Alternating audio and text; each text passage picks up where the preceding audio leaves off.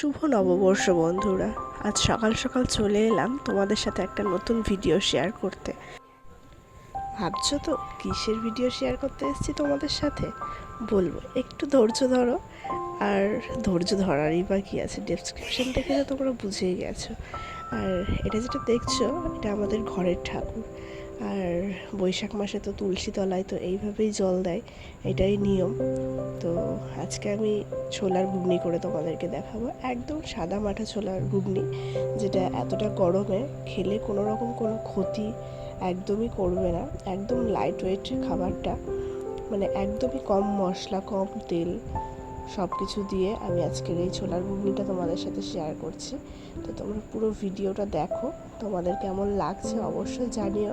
And তোমরাও এইভাবে try করে আমাকে বলতে পারো যে তোমাদের কেমন লাগলো আমার স্টাইলের ছোলার ঘুগনিটা। আশা করি প্রত্যেকেরই ভালো লাগবে। এটা একেবারেই নতুন, আর আমি বেশিরভাগটাই মেকআপ বা ব্রাইডাল মেকওভার এটা ওটা নিয়েই আসি আমার প্রোফাইলে। আর আমার পছন্দের জিনিসগুলোর মধ্যে এটাও আর একটা, রান্না করা। হ্যাঁ, আমি রান্না করতে ভীষণ ভালোবাসি। আমি যখন অফ টাইম থাকি, মানে সবসময় তো আর মেকআপের কাজটা থাকে না, তখন আমি রান্নাটাই বেশিরভাগটা করি। বাড়িতে প্রায় বলতেই পারো প্রতিদিনই আমি রান্নাটা করি, কারণ আমার ভালো লাগে রান্না করতে। আমার এখন রান্না করে করে এমনই একটা অভ্যাস হয়ে গেছে যে নিজের হাতে রান্নাটাই যেন একটু বেশি ভালো লাগে।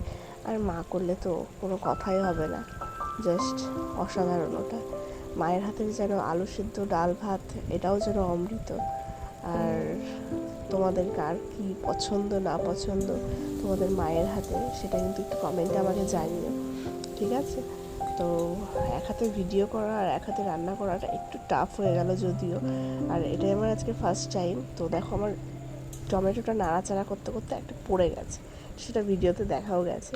তো চলো, হবেই এরকম, কারণ আমি তো প্রফেশনালি কুকিং ব্লগার নই যে আমার কাছে এটা এতটা ইজি হবে ব্যাপারটা। তো চলো, আজকে ট্রাই করলাম একটু অন্য কিছু করার, তো তোমাদের সাথে সেটাই আমি শেয়ার করলাম যে নববর্ষের প্রথম একটা দিন, প্রত্যেকের বাড়িতে স্পেশাল কিছু না কিছু একটা রান্না হবে। তো সকালের টিফিনে আজকে আমরা এটাই করেছিলাম, আর আজকে যেহেতু নিরামিষ বারবার আজকে, তো সকালের টিফিনে ছোলার ঘুগনিটাই মন চাইলো করতে, তো সেটাই করে ফেললাম, একদম লাইট ওয়েট কম মশলা।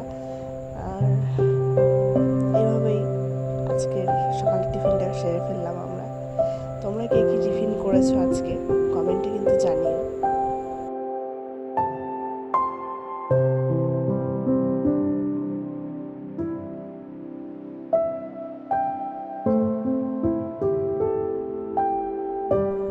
এভাবে সমস্ত মশলা, লবণ, হলুদ এগুলো দেওয়ার পরে মশলাটাকে ভালো করে কষাবো। কষানোর পরে যখন তেলটা বেরিয়ে আসবে, তখন আমি ছোলা আর আলু যেটা সেদ্ধ করে রেখেছিলাম সেটাকে আমি দিয়ে ভালোভাবে নাড়াচাড়া করে এটাকেও খানিকটা সময় আমি কষিয়ে নেব, ধরে নাও 2-1 মিনিট। কারণ বাঙালির রান্না একটু যদি কষানো না হয়, সে নিরামিষই হোক বা আমিষই হোক, তাহলে তো টেস্টটা তো সেইভাবে আসে না। আর রান্না যখন একবার শিখে নিয়েছি যে বাঙালির রান্না এইভাবেই করতে হয়, তখন আর কে বাধা দেয়, তাই না? তারপরে চলো, ওই ঘুগনিটার মধ্যে আমি জল দিয়ে দিয়েছি, মানে আমি যেই পরিমাণ জল রাখবো ঘুগনিতে, তো সেটা দিয়ে ফুটিয়ে নেব আমি ভালো করে ঝোলটা। তারপরে আমি লবণটা টেস্ট করব, তারপরে আমি নামিয়ে নেব, আর এটা আমার রেডি।